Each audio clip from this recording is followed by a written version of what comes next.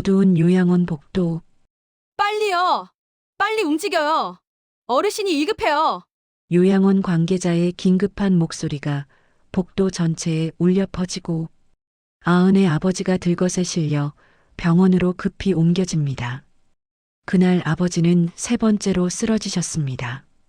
요양원에서 다급하게 자식들에게 연락을 하였지만 자식들 모두 지금은 못 간다며 전화를 끊습니다. 바쁘다는 핑계로 자식들은 단 한 명도 오지 않았습니다. 그리고 다음 날 아버지의 고문 변호사가 나타났습니다. 자식들이 놀란 눈으로 변호사의 말을 듣었습니다. 상속인분들 전부 모이셔야 합니다. 상담실 책상 위에 펼쳐지는 충격적인 기록들, 면회 부재표, 긴급 연락 불응 기록.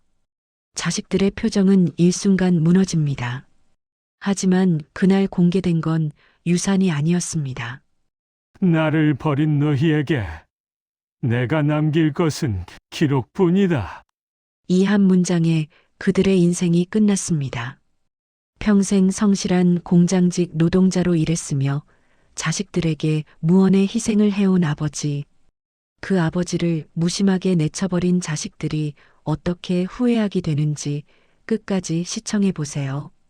이제부터 이야기를 시작합니다. 방 안에는 가라앉은 정정만이 감돌았습니다. 김성만은 침대견 난간을 붙잡고 천천히 몸을 일으키려 했지만 손끝에 힘이 실리지 않아 다시 고개를 떨굽니다. 그의 숨은 얕았고 얼굴은 평소보다 더 창백했습니다. 며칠 전부터 심한 어지럼증과 구토가 반복되더니 결국 두 번째로 쓰러져 병원 응급실을 다녀온 직후였습니다. 이제는 혼자 생활하기 어렵다는 의사가의 판단이 내려졌고 그 말을 들은 세 자식은 병실 한쪽에서 긴 대화를 이어가고 있었습니다. 아버지, 이렇게는 집에서 모실 수 없어요. 장남 도윤이 먼저 말을 꺼냈습니다. 그는 양복 윗단추를 느슨하게 풀며 핸드폰을 쥔 손을 내려다보고 있었습니다. 이어지는 말에는 걱정보다 조급함이 섞여 있었습니다. 저도 일 때문에 계속 들여다볼 수가 없어요. 요양원으로 모시는 게 그나마 안전해요. 차남 서준이 형의 말에 빠르게 호응했습니다. 그는 형보다 훨씬 차분한 표정을 하고 있었지만 속내는 이미 결정이 끝난 듯 단호했습니다. 저는 재혼 가정이다 보니 집에 모시기 좀 어려워요. 아이들도 아직 어려서. 막내딸 미라는 작게 고개를 숙이며 말을 흐렸습니다. 세 사람 모두 말끝마다 일정한 거리를 두고 아버지를 바라보며 상황을 이미 정해놓은 듯한 태도를 보였습니다. 김성만은 세 자식의 대화를 듣고 있었지만 아무 말도 하지 않았습니다. 말하려 하면 목이 메었고 자식들의 사정이 이해되지 않는 것도 아니었기 때문입니다. 다만 긴 세월 속에서 가족이 함께했던 따뜻한 기억들이 떠올라 마음 한켠이 저리게 울릴 뿐이었습니다. 의사는 가족을 향해 요양원의 필요성을 다시 한번 강조했지만 그 말이 끝나기도 전에 도윤은 이미 입원 가능한 요양원을 검색하고 있었습니다. 서준은 진료비와 앞으로의 간병 비용에 대해 의사에게 질문하며 가성비가 좋은 곳을 찾으려는 모습을 보였습니다. 미라는 연신 한숨을 내쉬며 가끔 아버지 쪽을 보았지만 눈빛에는 결정에 기댄 체념이 더 컸습니다. 김성만은 천천히 손을 들어 물컵을 잡으려 했으나 팔이 떨려 제대로 잡히지 않았습니다. 간호사가 다가와 물을 건네며 도와주었고 그는 작게 고맙다는 듯 눈을 맞추었습니다. 그 단순한 도움마저도 오히려 더 마음을 무겁게 만들었습니다. 자식들이 아닌 타인이 건네는 손길은 따뜻하면서도 낯설었고 그 낯설미 그의 가슴을 깊게 찔렀습니다. 결국 세 자식은 빠르게 의견을 맞추고 바로 요양원 입소 절차를 진행했습니다. 짐을 정리하는 동안 김성만은 자신의 낡은 외투를 조심스럽게 접어 가방에 넣었습니다. 그 외투에는 오래된 노동의 흔적과 가족과 함께 보냈던 시절의 기억이 묻어 있었습니다. 요양원으로 이동하는 차 안에서 세 자식은 각자의 일정 이야기를 나누고 있었습니다. 다음 주 회의가 많다니까. 출장 일정이 꼬여서 골치야. 나 애들 학원비 때문에 정신없어. 그들의 대화 속에는 요양원이라는 단어가 단 한 번도 등장하지 않았습니다. 창밖을 바라보던 김성만은 도로 옆 나무들이 빠르게 스쳐 지나가는 모습을 바라보았습니다. 그의 눈동자는 초점이 흐려졌고 마음속에 스며드는 허전함은 말로 표현하기 어려웠습니다. 그는 조용히 입술을 움직였지만 자식들은 그 움직임조차 보지 못한 채 각자 휴대폰을 내려다보고 있었습니다. 요양원에 도착하자 흰 벽과 정돈된 복도가 그들을 맞이했습니다. 원장은 밝은 미소로 김성만을 환영하며 입소 절차를 안내했습니다. 그러나 자식들은 그 설명을 듣는 동안에도 초조하게 시계를 확인하거나 통화를 받았습니다. 원장은 면회와 가족의 정서적 지지가 얼마나 중요한지 차분하게 설명했지만 그 말은 공중에서 허무하게 흩어지는 듯 했습니다.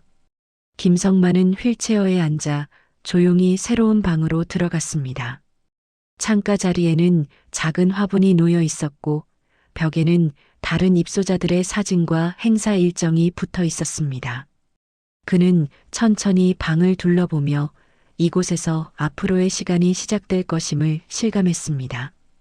요양원 직원들은 침구를 정리하며 밝게 인사를 건넸고 그는 고개를 천천히 끄덕이며 인사했습니다. 자식들은 방 확인을 마치자마자 바빠서 오래 못 있어요 라는 말만 남기고 빠르게 자리를 정리했습니다. 도윤은 아버지에게 전화 자주 드리겠다고 말했지만 그 말조차 형식적으로 들렸습니다. 서준은 누가 요양원 비용을 맡을지 언급하며 형에게 부담을 넘기려 했고 미라는 죄책감에 몇 번이나 뒤돌아보며 문을 닫았습니다.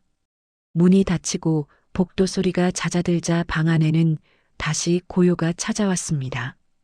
김성만은 천천히 침대 가장자리에 앉아 자식들이 떠난 문을 오래 바라보았습니다. 그 눈빛에는 기대와 상실이 동시에 담겨 있었고 손가락 끝은 미세하게 떨리고 있었습니다. 그는 스스로를 다독이듯 작은 한숨을 내쉬었습니다. 오늘 못 오면 내일은 오겠지. 그의 조용한 독백은 방 안에 희미하게 남았고 조용한 바람만이 그 말의 자리를 대신 채웠습니다. 김성만의 요양원 생활은 그렇게 시작되었습니다. 자식들이 약속한 곳 다시 온다는 말은 공허한 울림으로 남아 복도 끝 어딘가에서 사라져갔습니다.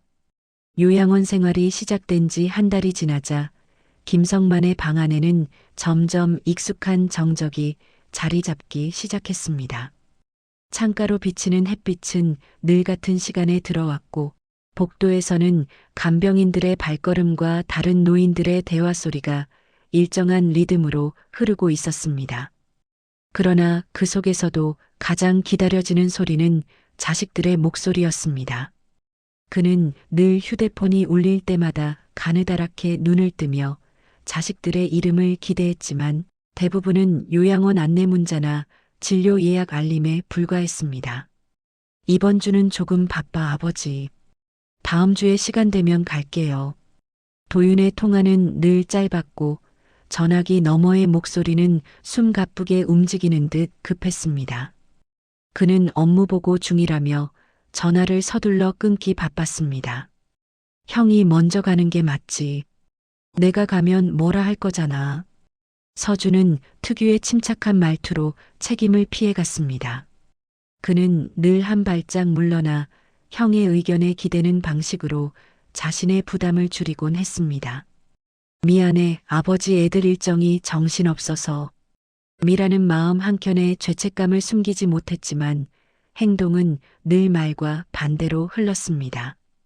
그녀는 통화를 끊은 후에도 갈까 말까를 고민만 할 뿐 실제로 움직이지 못했습니다. 김성만은 통화를 마칠 때마다 손을 허벅지 위에 올려놓고 한참 동안 움직이지 않았습니다. 그의 눈동자는 창밖 풍경을 따라 천천히 이동했고 가끔은 먼 풍경을 바라보다 조용히 한숨을 내쉬기도 했습니다. 그가 자식들에게 서운함을 드러낸 적은 단 한 번도 없었지만 마음속 깊은 곳에서는 점점 얼음처럼 무너지고 있었습니다. 요양원 간병인 오연정은 이런 김성만의 모습을 지켜보며 안타까움을 느꼈습니다. 그녀는 약한 미소를 띠며 따뜻한 차를 건넸고 김성만은 작은 고개 끄덕임으로 마음을 표현했습니다. 그는 타인의 작은 배려에도 깊은 감사함을 보였고 그 모습은 주변 직원들의 마음마저 울리는 순간이 많았습니다. 시간이 지날수록 김성만의 건강은 조금씩 약해졌습니다. 걷는 속도가 느려지고 손의 떨림이 강해졌으며 가끔은 숨을 고르는 시간이 길어졌습니다. 간병인은 가족에게 정기면회를 요청해야 한다고 판단해 자식들에게 전화를 걸었습니다. 그러나 돌아오는 대답은 늘 비슷했습니다. 출장이라서 이번 주엔 어렵겠네요. 그쪽은 형이 챙기는 게 맞잖아. 죄송해요. 애가 열이 나서. 전화기 너머의 변명들은 과거에는 이해로, 이제는 무관심으로 바뀌어 있었습니다. 요양원 직원들은 서로 눈빛을 주고받으며 자식들의 태도를 점점 걱정스럽게 바라봤습니다. 그들은 기록지에 면회 부재 사실을 꼼꼼히 남겼고 긴급 상황 시 보호자와의 연락이 어려울 수 있음을 논의하기 시작했습니다. 김성만은 자식들의 방문이 줄어드는 만큼 자신이 외로움에 익숙해지고 있다는 사실을 깨닫기 시작했습니다. 그는 자신의 손등을 조용히 바라보며 노화로 가늘어진 혈관과 마른 피부를 천천히 쓰다듬었습니다.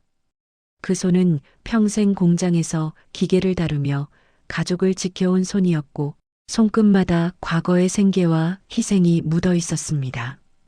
그러나 이제 그 손을 잡아주는 사람은 가족이 아닌 간병인이었습니다. 어느 날 원장은 자식들에게 요양원비 정산과 관련해 연락을 돌렸습니다. 그러자 자식들끼리는 다시 새로운 갈등이 시작되었습니다. 형이 장남이니까 형이 더 내는 게 맞지. 말도 안 되는 소리 하지 마. 넌 지금 여유 있잖아. 제발 그만 싸워. 그냥 각자 일정 비율로 내면 안 돼? 통화 속 고성이 요양원 복도에 울려 퍼졌고 직원들은 난처하게 서로를 바라봤습니다. 정작 김성만은 그 사실을 알지 못한 채 조용히 점심을 먹고 있었습니다. 그는 음식 맛을 느끼기보다 자식들에게 연락이 오지 않은 것에 더 마음이 머물러 있었습니다. 식판 위에 놓인 반찬들은 절반 이상 남아 있었고 간병인은 그에게 식사를 조금 더 챙기려 했지만 김성만은 고개를 젓고 물만 조금 마셨습니다. 그의 눈가에는 피로가 깊게 번져 있었고 마음속에는 설명할 수 없는 외로운 그림자가 길게 드리워져 있었습니다. 그 그림자는 시간이 지날수록 짙어졌고 그는 그것을 애써 지우려 하지만 쉽지 않았습니다. 김성만은 스스로에게 바쁠 수도 있지라고 중얼거리며 자식들을 이해하려 노력했습니다. 그 목소리는 작고 떨렸지만 슬픔보다는 체념에 가까운 감정이 담겨 있었습니다. 그는 여전히 자식들을 믿고 싶었고 그 믿음이 깨지는 순간조차도 두려웠습니다. 그날 밤 그는 천천히 이불을 끌어당기며 창밖의 어둠을 바라보았습니다. 요양원 마당의 가로등이 환하게 켜져 있었지만 그는 그 빛 속에서도 자식들의 얼굴을 떠올리는데 실패했습니다. 그저 조용한 바람소리만이 방 안에 길게 울려 퍼질 뿐이었습니다. 며칠 후 김성만은 간병인의 도움을 받아 복도로 천천히 나왔습니다. 그는 다른 노인들이 가족과 함께 웃고 있는 모습을 보고 걸음이 멈추었습니다.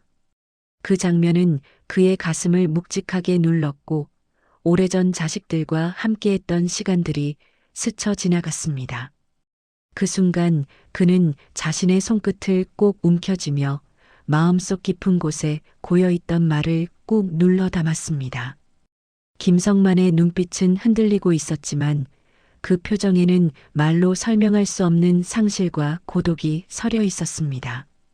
그의 요양원 생활은 겉보기에는 평온했지만 내면에서는 조금씩 무너지고 있었습니다.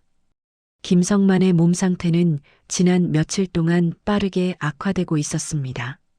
숨을 내쉴 때마다 가슴이 묵직하게 내려앉았고 체온은 낮아졌다 높아졌다를 반복했습니다. 요양원 직원들은 그의 기력이 급격히 떨어지는 것을 느끼고 의료 기록을 다시 살폈습니다. 간병인 오현정은 그의 손을 잡고 조금만 더 버텨달라고 말하며 따뜻한 물수건을 그의 이마에 얹었습니다. 어르신, 괜찮으세요? 숨이 조금 힘들어 보이세요. 현정의 목소리는 조심스러웠고 김성만은 힘겹게 고개를 끄덕였습니다. 그러나 오후가 넘어가면서 상황은 더 나빠졌습니다. 그의 손등은 더 차가워졌고 눈동자는 초점을 잃어가기 시작했습니다. 요양원 원장은 즉시 응급차를 호출했고 직원들은 빠르게 준비를 시작했습니다. 김성만은 들것에 실리며 간신히 눈을 뜨고 복도를 바라봤습니다. 그의 시야에는 오랫동안 보지 못했던 자식들의 얼굴이 스칠 듯 맴돌았지만 그 모습은 곧 어둠 속으로 사라졌습니다. 구급대원들은 그를 조심스럽게 실어 올렸고 요양원 직원들은 급히 자식들에게 연락하기 위해 전화를 걸었습니다. 아버님 상태가 좋지 않습니다. 가능하시면 병원으로 빨리 오셔야 합니다. 원장의 목소리에는 긴장과 안타까움이 섞여 있었습니다. 하지만 반응은 냉담했습니다. 지금 회의 중입니다. 끝나기 전엔 나갈 수 없어요. 도윤의 말투는 상황의 심각성을 제대로 이해하지 못한 듯 담담했습니다. 저 지방인데요. 올라오려면 3시간은 걸립니다. 서준은 불편한 기색을 드러내며 대충 얼버무렸습니다. 아이 데리러 가야 돼요. 지금은 진짜 어려워요. 미라는 걱정스러움을 보였지만 행동으로 움직이는 데까지는 이어지지 않았습니다. 원장은 얼굴빛이 굳어졌고 간병인들은 서로 눈빛을 교환하며 말문을 잃었습니다. 긴급 상황임에도 가족이 오지 않는 모습은 처음이 아니었지만 오늘은 특별히 더 무겁게 느껴졌습니다. 응급실로 옮겨진 김성만은 산소 마스크를 착용한 채 의료진의 도움을 받고 있었습니다. 의사는 상태가 좋지 않다며 보호자에게 연락이 절실하다고 강조했지만 요양원에서 이미 연락을 며칠 전부터 해왔다는 말을 듣고 미간을 찌푸렸습니다. 김성만은 흐려지는 의식 속에서 힘겹게 주변을 바라보았습니다. 그의 시야는 불안정했고 가끔은 세상이 멀어지는 듯 흔들렸습니다. 그는 손을 들려고 했으나 손끝은 공기만 스치고 이내 힘없이 내려앉았습니다. 그 순간에도 그는 자식들이 올지 모른다는 희미한 가능성에 마음을 의지하고 있었습니다. 요양원에서는 보호자 부재 상황을 기록하기 위해 문서 정리를 시작했습니다. 그들은 그동안 남겨둔 면회 기록, 연락 시도 내역, 응답 내용 등을 하나하나 확인했습니다. 기록지에는 같은 패턴이 반복되고 있었습니다. 바빠서 어렵다. 출장 중이다. 시간이 안 난다. 전부 핑계 같았지만 문서에는 그대로 적혀 있었습니다. 밤이 깊어지면서 요양원의 조명은 어둡게 낮춰졌고 복도에는 직원들의 작은 발소리만 울렸습니다. 원장은 다시 한번 자식들에게 연락을 시도했지만 모든 전화는 쉽게 끝났습니다. 도윤은 내일 아침에 연락 주세요라고 말하며 전화를 끊었고 서준은 문자로만 짧게 답했습니다. 미라는 받지 못한 전화에 대해 잠시 후 연락하겠다는 메시지만 남겼지만 결국 다시 연락하지 않았습니다. 요양원 직원들은 무력감을 느낀 채 서로 조심스럽게 고개를 저었습니다. 그들은 가족이 없는 노인들을 많이 봐왔지만 김성만처럼 자식이 셋이나 있는데 아무도 오지 않는 경우는 드물었습니다. 병원에서는 김성만의 상태를 안정시키기 위한 치료가 이어졌습니다. 간병인 오현정이 뒤늦게 병원으로 달려와 그의 곁을 지켰고 의사는 그녀에게 현재 상태를 상세히 설명했습니다. 위험한 고비입니다. 보호자가 빨리 와야 하는데 의사의 목소리는 냉정했지만 안타까움이 묻어 있었습니다. 그날 밤 김성만은 의식을 잃은 채 심호흡을 반복했습니다.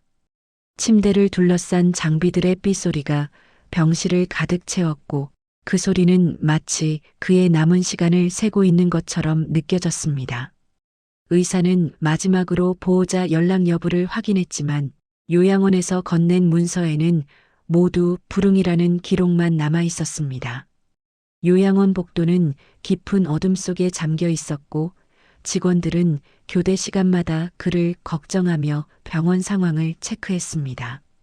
그러나 가족의 발걸음은 밤새도록 나타나지 않았습니다. 그들의 빈자리는 병실의 한쪽을 더 쓸쓸하게 만들었고 요양원 전체의 공기까지 얼어붙게 만들었습니다. 새벽이 다가오자 간호사는 김성만의 눈꺼풀이 아주 약하게 떨리는 것을 발견했습니다. 그는 기적처럼 아주 작은 호흡으로 다시 생기를 되찾고 있었고 그 사실은 병실을 지키던 직원들의 가슴을 조용히 울렸습니다. 그러나 그의 곁에는 여전히 가족이 없었습니다. 그리고 이 부재는 훗날 거대한 파장을 일으킬 단서가 되기 시작하고 있었습니다. 새벽의 위기를 넘긴 뒤 요양원에는 잔잔한 긴장감이 흘렀습니다. 직원들은 김성만의 병원 상태를 확인하느라 정신이 없었고 복도 곳곳에는 밤새 쌓인 피로가 묻어 있었습니다. 그러나 그 피로함 속에서도 하나의 공통된 의문이 떠올랐습니다. 정작 가장 중요한 순간에 가족이 아무도 오지 않았다는 사실이었습니다. 아침이 되자 원장은 회의실에 직원들을 소집했습니다. 그는 보호자 부재 상황이 반복되고 있다는 점을 공식적으로 기록해야 한다고 말했습니다. 직원들은 밤새 정리해둔 통화 기록과 면회 부재 내역을 회의 테이블 위에 차곡차곡 올려놓았습니다. 각 기록 사이에는 자식들이 남긴 짧고 일관된 변명들이 그대로 남아 있었습니다. 그 회의가 끝날 즈음 요양원 출입문 앞에 한 남자가 조용히 들어섰습니다. 짙은 남색 정장을 입고 검은 가방을 든 그는 요양원 안내 데스크에서 원장의 위치를 물었습니다. 그의 목소리는 낮고 차분했으며 간결한 말투에서 전문성이 느껴졌습니다. 박요한 변호사입니다. 김성만 어르신 관련해서 말씀드릴 게 있습니다. 그의 말에 안내 직원은 놀란 표정으로 원장에게 급히 연락을 넣었습니다. 잠시 후 회의실 문이 열리고 원장이 들어오자 박요한은 예의를 갖춰 인사했습니다. 그는 가방에서 얇은 서류철을 꺼내 원장에게 건넸습니다. 서류에는 김성만이 한 달 전 작성한 법률 의뢰서가 정갈한 글씨로 남아 있었습니다. 생전에 어르신께서 상담을 요청하셨습니다. 가족분들과 관련된 중요한 건이 있어 미뤄둔 사항을 전해야 합니다. 변호사의 말은 부드러웠지만 그 안에는 차가운 결심이 담겨 있었습니다. 원장은 조용히 숨을 고르며 상황을 파악하려 했습니다. 그동안 김성만이 자식들 때문에 마음고생을 하고 있었다는 사실이 떠올랐기 때문입니다. 원장의 표정이 굳어지자 박요한은 서류를 펼쳐 일부 내용을 설명했습니다. 김성만은 몇 달 전부터 자식들이 자신을 제대로 돌보지 않을 것을 예상하고 있었습니다. 그는 혹시 모를 상황에 대비해 오래 알고 지낸 지인을 통해 박요한 변호사를 소개받았고 그 자리에서 향후 법적 보호를 요청했습니다. 박요한은 그때 작성한 문서와 최근 요양원에서 제공받은 기록을 모두 대조했음을 밝히며 원장에게 깊은 감사의 표시를 남겼습니다. 이제 자녀분들께 연락을 드려야 합니다. 상속 및 중요한 법적 절차가 관련되어 있으니 반드시 모여야 합니다. 박유한은 냉정한 어조로 말하며 휴대폰을 꺼냈습니다.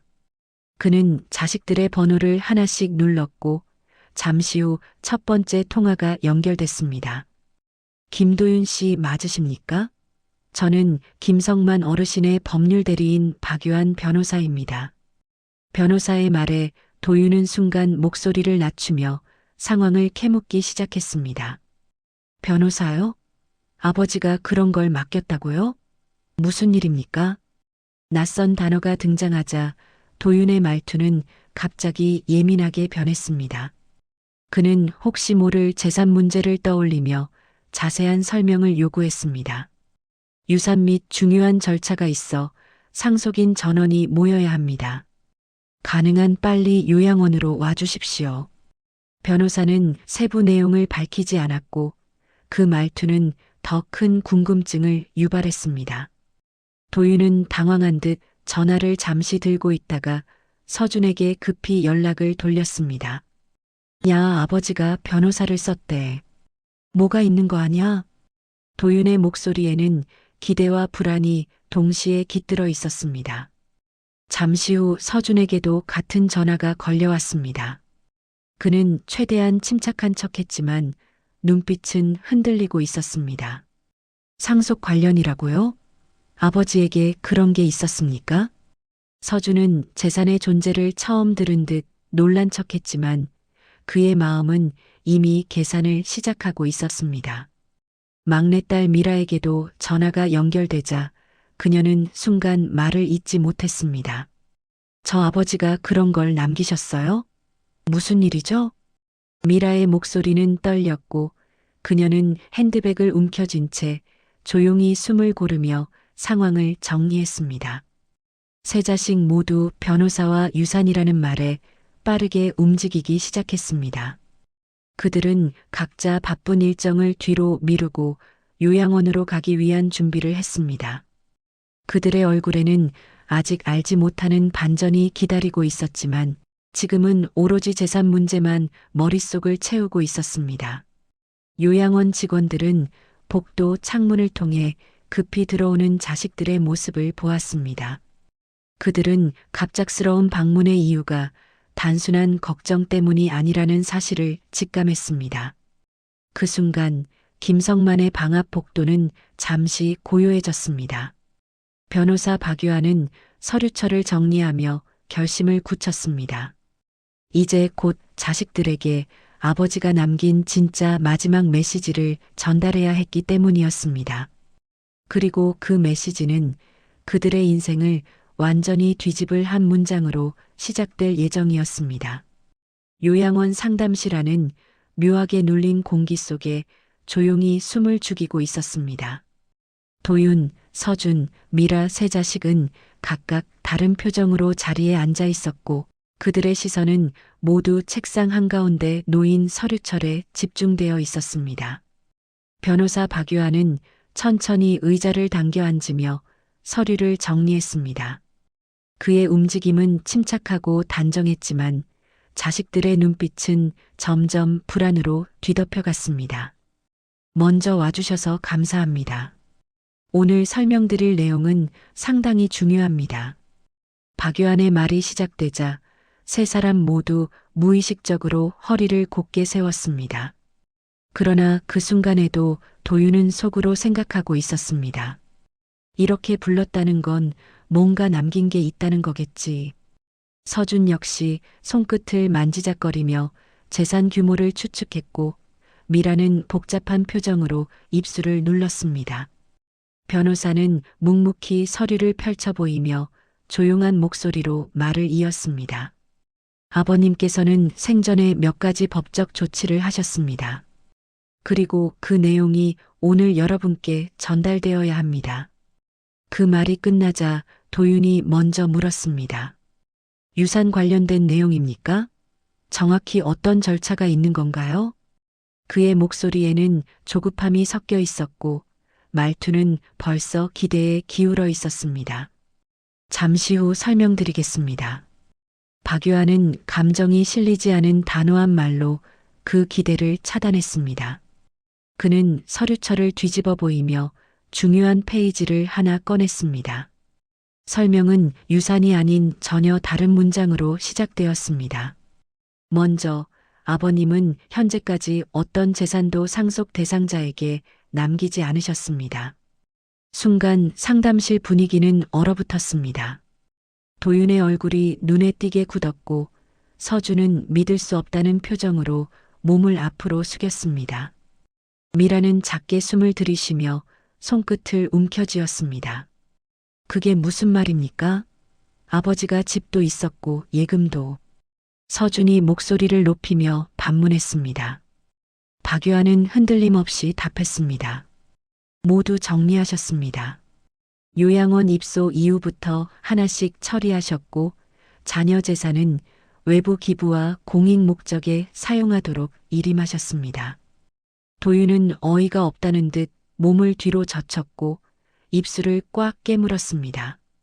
그의 눈에 깃든 실망과 분노는 숨기지 못할 정도로 짙어졌습니다. 그러나 설명은 여기에서 끝나지 않았습니다. 다음은 더 중요한 내용입니다. 박유한은 또 다른 서류를 펴며 자식들을 바라봤습니다. 아버님은 여러분의 돌봄 방기에 대한 사실 기록을 요청하셨습니다. 자식들의 표정이 한순간에 흔들렸습니다. 특히 도윤은 이해할 수 없다는 듯 고개를 저었고 서준은 말을 찾지 못해 입을 다물었습니다. 미라는 떨리는 손을 무릎 위에 올려놓으며 깊게 숨을 들이마셨습니다. 변호사는 말없이 요양원으로부터 제출받은 자료를 책상 위에 펼쳤습니다. 그 위에는 면회 부재 기록, 긴급 통화 미응답 내역, 요양원비 분쟁 정리 내용 등이 날짜별로 정리되어 있었습니다. 요양원 원장이 조용히 방 안으로 들어오며 자리 한쪽에 섰습니다. 그는 차분한 목소리로 몇 가지 사실을 직접 설명했습니다. 저희가 기록한 내용입니다. 긴급 상황 시 세 분 모두 연락이 닿지 않았고 지난 수개월 동안 면회를 오신 날짜는 이 표에 있는 일자뿐입니다. 원장은 벽에 게시된 예상 면회 일정표와 실제 방문 기록을 비교하며 정확한 수치를 보여주었습니다. 자식들은 그 자료 위에 시선이 고정된 채 아무 말도 하지 못했습니다. 도윤이 결국 입을 열었습니다. 그건 사정이 있었던 겁니다. 저희도 바쁘고. 박유한은 단호한 목소리로 말을 끊었습니다. 그 사정은 이미 여러 차례 확인했습니다. 문제는 아버님께서 이 모든 자료를 직접 요청하셨다는 점입니다. 상담실의 공기는 더 무겁게 가라앉았습니다. 자식들의 눈빛은 점점 초조함과 혼란으로 물들었습니다. 미라는 더 이상 견디지 못한 듯 고개를 숙이며 작게 중얼거렸습니다. 아버지가 그걸 원하셨다고요? 박유한은 마지막 서류를 조심스럽게 꺼내 책상 위에 놓았습니다. 그것은 김성만이 남긴 마지막 메모였습니다. 그 메모에는 단 한 문장만이 적혀 있었습니다. 나를 버린 너희에게 내가 남길 것은 기록뿐이다. 자식들은 그 문장을 읽으며 말문을 잃었습니다. 재산을 기대하고 찾아온 그들의 발걸음은 이제 처절한 현실 앞에 서 있었습니다. 그리고 변호사는 조용히 서류를 정리하며 마지막으로 한마디를 남겼습니다. 이제부터 필요한 절차는 유산이 아니라 조사입니다. 상담실 안은 완전히 침묵으로 가득 찼고 그 침묵은 곧 자식들의 인생을 뒤흔드는 시작이 될 운명이었습니다. 상담실에서 나와 복도로 향한 자식들의 발걸음은 무거웠습니다. 도윤은 손바닥으로 이마를 훑으며 믿기지 않는다는 듯 혼잣말을 내뱉었습니다. 서준은 깊게 찡그린 미간을 풀지 못했고 미라는 복도의 한쪽에 걸터앉아 떨리는 손을 가만히 모았습니다. 요양원 복도는 오전 햇빛이 액자처럼 쏟아지고 있었지만 그들 앞에 드리워진 그림자는 더 짙어져 있었습니다. 변호사 박유한은 그들을 잠시 따라오라고 안내했습니다. 그는 새롭게 준비한 서류 몇 장을 건네며 앞으로의 절차를 설명했습니다. 오늘부터 지방자치단체의 조사에 협조해 주셔야 합니다. 박유한의 말은 단호했고 자식들의 표정은 다시 흔들렸습니다. 도윤이 가장 먼저 반발했습니다. 저희가 뭘 잘못했다는 겁니까? 아버지를 일부러 방치한 게 아니잖아요. 하지만 그의 목소리는 자신이 느끼는 조급함을 더 크게 드러낼 뿐이었습니다. 박유한은 변함없는 조용한 어조로 대응했습니다. 기록은 기록대로 남아 있습니다. 사실 여부는 조사가 판단할 것입니다. 그 말에 서준은 불쾌함을 감추지 못한 채 목소리를 낮췄습니다. 형이 먼저 나서서 요양원 보내자고 하지 않았습니까? 책임을 나눠야 한다면 형도 똑같은 거죠. 서준의 말은 날카롭게 튀어나왔고 도윤의 시선이 번쩍했습니다. 뭐라고? 지금 나한테 책임을 돌리는 거야? 두 사람의 언성이 복도를 뒤흔들자 미라는 급히 일어나 두 형제 사이로 다가섰습니다. 그만해, 제발 그만 좀 해. 지금 누구 책임 따질 때가 아니야. 그러나 그녀의 목소리는 형제들의 감정에 묻혀 쉽게 사라졌습니다.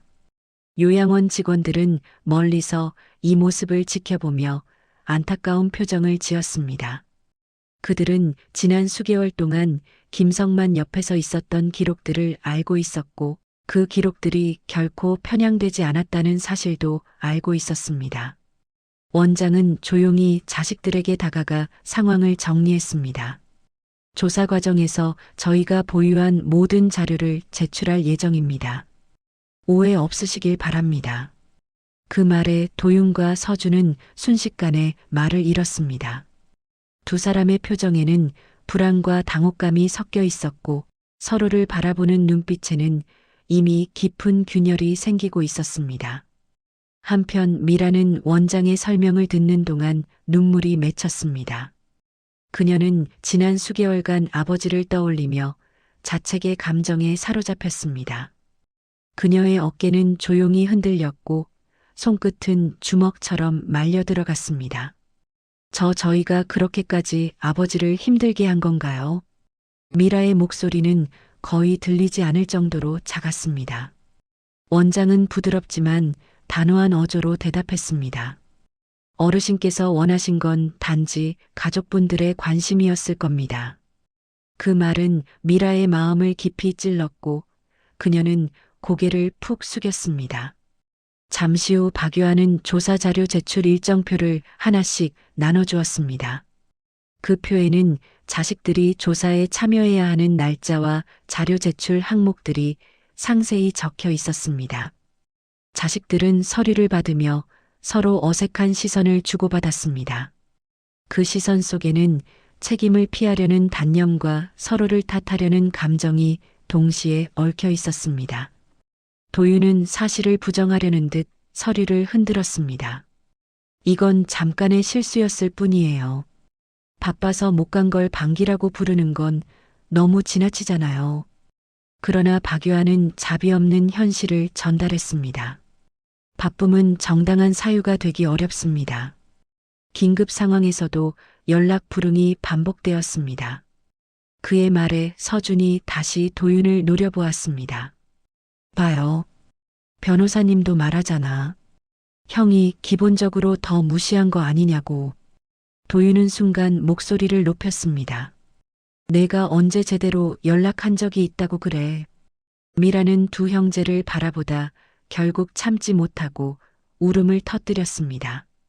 두 분 다 제발 멈춰. 아버지가 이런 모습 보길 원하셨을 것 같아? 그 말은 복도에 먹먹하게 울려 퍼졌습니다. 두 형제는 잠시 서로를 바라보았지만 누구도 먼저 책임을 인정하지 않았습니다. 그저 숨결만이 무겁게 흔들렸고 복도 공기는 더욱 차갑게 가라앉았습니다. 잠시 후 요양원 직원들이 지나가며 자식들을 슬쩍 바라보았습니다. 그들의 눈에는 안타까움과 차가운 현실적 감정이 동시에 담겨 있었습니다.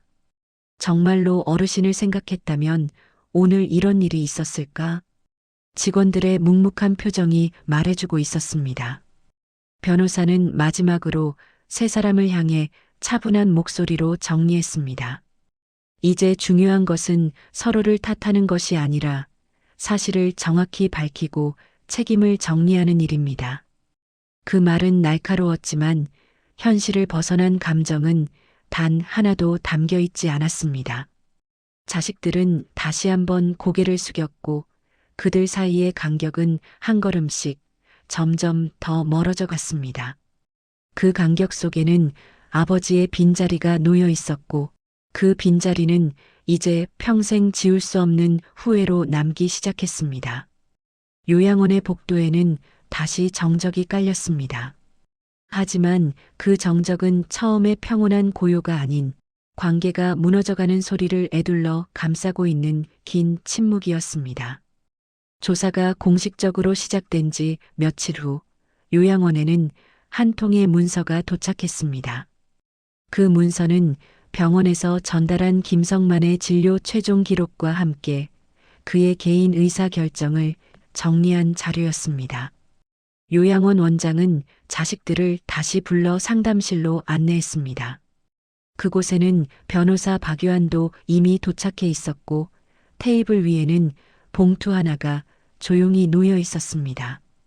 봉투에는 내 자식들에게라는 글씨가 가지런히 적혀 있었습니다.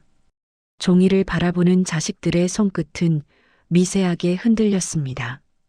도윤은 그 글씨를 이미 수십 번 본 듯한 눈빛이었지만 마음은 점점 불안해지고 있었습니다.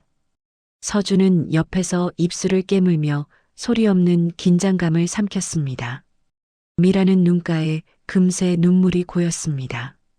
변호사는 봉투를 조심스럽게 열며 차분히 말했습니다. 아버님께서 생전에 남긴 마지막 편지입니다. 지금 읽어드리겠습니다. 상담실은 숨소리 하나 흘러나오지 않을 정도로 고요해졌습니다. 박유한은 편지를 천천히 펼쳐 한 줄씩 읽기 시작했습니다. 나는 너희가 바쁜 삶을 살고 있다는 것을 안다. 그 첫 문장은 자식들의 마음을 순간 눌러앉혔습니다. 도윤의 눈썹이 미세하게 떨렸고 서준은 눈을 감았다 뜨며 조용히 고개를 숙였습니다. 미라는 이미 눈물을 훔치기 시작했습니다. 하지만 바쁨이 사랑을 대신할 수는 없었다. 그 문장은 마치 세 사람의 가슴 중앙을 꿰뚫는 듯 강하게 파고들었습니다. 너희가 면회 오지 않은 날을 나는 하나하나 기억하려 하지 않았다. 하지만 연락조차 닿지 않았던 그날들 나는 그날들을 잊을 수가 없었다. 도윤의 입술이 굳어지기 시작했습니다. 그는 손바닥을 펴고 손등을 가볍게 두드리며 무언가를 참아내려는 듯 했습니다. 서준은 의자 등받이에 몸을 맡긴 채 눈동자를 아래로 떨구었습니다. 박유한은 편지를 계속 읽었습니다. 내가 병원으로 실려갔던 밤 나는 3번이나 문 쪽을 보았다. 혹시 너희가 올까 싶어서였다. 그러나 문은 끝내 열리지 않았다. 그 문장을 듣는 순간 미라는 두 손으로 입을 가리고 눈물을 쏟았습니다.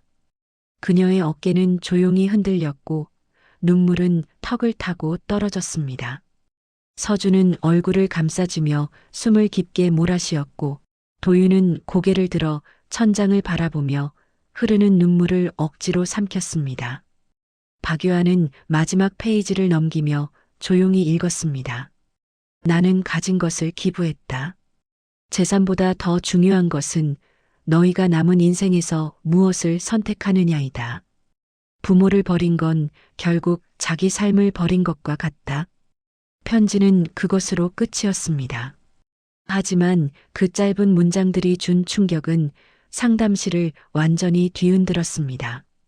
박유한은 편지를 조심스럽게 접어 다시 봉투에 넣었습니다.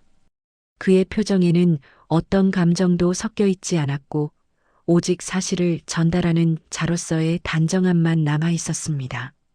그리고 이어서 아버지가 생전에 남긴 마지막 조치가 설명되었습니다. 아버님은 요양원비를 포함한 의료비 대부분을 정리해 두셨습니다. 남은 금액은 노인복지재단에 기부되었고 자녀분들 이름은 어느 문서에도 기재되지 않았습니다. 도윤은 깊게 고개를 숙이며 손등으로 눈을 훔쳤습니다. 그는 말없이 서류를 바라보다가 조용히 힘없이 한마디를 내뱉었습니다. 우리가 잘못했네요. 그의 목소리는 떨렸고 오랜 감정이 뒤섞인 복잡한 울림이 담겨 있었습니다. 서준은 한참을 말없이 있다가 고개를 숙였습니다. 그도 더는 변명할 여지가 없다는 걸 알고 있었습니다. 여태까지 책임을 서로 미루기만 했던 그들의 모습이 그대로 떠올랐기 때문이었습니다. 그들 중 가장 크게 마음이 흔들린 사람은 미라였습니다. 그녀는 눈을 붉힌 채 손으로 얼굴을 감싸며 흐느꼈습니다. 아버지, 이게 정말 마지막이었나요? 그녀의 떨리는 목소리는 상담실을 더 깊은 침묵으로 몰아넣었습니다. 요양원 원장은 자식들을 바라보며 조용한 어조로 한마디를 덧붙였습니다. 어르신께서는 마지막까지 자녀분들을 원망하기보다 걱정하셨습니다. 그 마음이 편지에 모두 담겨 있네요. 그 말은 다시 자식들의 가슴을 무너뜨렸습니다. 그 순간 상담실 바깥에서는 조용한 바람이 창문을 흔들고 있었습니다. 그 바람은 마치 김성만이 마지막으로 남긴 따뜻한 숨결처럼 사라져가는 듯 흔들렸습니다. 자식들은 아무 말도 하지 못한 채 서로 다른 곳을 바라보았습니다. 도윤은 바닥을 바라보며 손을 조용히 쥐었다 폈다를 반복했습니다. 서준은 의자 끝에 걸터앉아 깊은 숨을 내쉬었고 미라는 끝내 울음을 멈추지 못했습니다. 박유아는 서류를 정리한 후 천천히 일어섰습니다. 이제 필요한 절차는 모두 마쳤습니다. 남은 것은 여러분이 각자 받아들이는 일입니다. 그 말은 마치 조용한 마침표처럼 상담실을 감쌌습니다. 그리고 문 밖으로 향하는 자식들의 발걸음은 처음 왔을 때와 달리 어떤 기대도 어떤 희망도 없는 무거운 그림자만을 남긴 채 천천히 사라져갔습니다. 장례식장 안은 어둡고 고요했습니다. 조용한 조문객들의 발걸음만이 간헐적으로 들려왔고 영정사진 앞에는 흰 국화꽃이 가지런히 놓여 있었습니다. 김성만의 사진은 생전보다 더 온화해 보였고 주변의 조명은 그의 얼굴을 부드럽게 비추고 있었습니다. 하지만 영정 맞은편에 서 있는 세 자식의 표정은 무거운 죄책감으로 가득했습니다. 도윤은 손끝을 떨며 국화를 영정 앞에 내려놓았습니다. 그는 조용히 침을 삼키며 사진을 바라보다 몹시 힘겨운 목소리로 한마디를 꺼냈습니다. 아버지, 죄송합니다. 그 말은 거의 속삭임에 가까웠지만 그의 마음속에서는 가장 큰 울림으로 번지고 있었습니다. 서준은 그 옆에서 두 손을 가지런히 모으며 고개를 깊게 숙였습니다. 그의 어깨는 굳어 있었고 입술에는 후회가 핥히고 간 듯한 긴 떨림이 남아 있었습니다. 미라는 영정 앞에 서자마자 무릎을 꿇다시피 앉아버렸습니다. 그녀는 양손으로 얼굴을 감싸며 흐느꼈고 눈물은 끊임없이 떨어져 바닥을 적셨습니다. 아버지, 이렇게 보내드리는 게 너무 늦어버렸어요. 그녀의 떨리는 목소리는 장례식장 안에 조용히 퍼졌습니다. 요양원 직원 몇 명이 조용히 조문을 왔습니다. 그들은 영정 앞에서 머리를 숙이며 김성만이 남긴 마지막 나날을 누구보다 가까이에서 지켜본 사람들답게 깊은 슬픔을 드러냈습니다. 한 간병인은 조용히 국화를 내려놓으며 말했습니다. 어르신 참 따뜻한 분이셨어요. 그 말은 자식들의 심장 깊은 곳을 찌르는 듯한 울림을 남겼습니다. 그동안 외면했던 아버지의 온기를 남들이 더 잘 알고 있다는 사실이 더 큰 아픔을 만들어냈습니다. 장례가 진행되는 동안 변호사 박유한은 한쪽 자리에 조용히 서 있었습니다. 그는 장례 절차를 방해하지 않도록 일정한 거리를 유지하며 조문객들에게 예를 갖췄습니다. 그러다 적당한 순간이 오자 그는 조용히 자식들에게 다가갔습니다. 이것은 아버님 명의로 처리된 마지막 기부 증서입니다. 그는 서류 한 장을 건넸습니다. 자식들은 문서를 바라보며 다시 소리 없이 침을 삼켰습니다. 그 문서에는 노인복지기금 전액 기부라는 글씨가 선명하게 적혀 있었습니다. 도윤은 떨리는 손으로 서류를 쥐며 말했다. 우리에겐 아무것도 안 남기셨네요. 박유한은 고개를 천천히 끄덕였습니다. 아버님은 재산보다 더 중요한 것을 남기셨습니다. 그것이 무엇인지 여러분이 앞으로 깨닫게 되실 겁니다. 그 말은 단정했지만 결코 비난으로 들리지 않았습니다. 오히려 아버지가 마지막으로 남긴 교훈을 조용히 일깨워주는 듯한 울림이 있었습니다.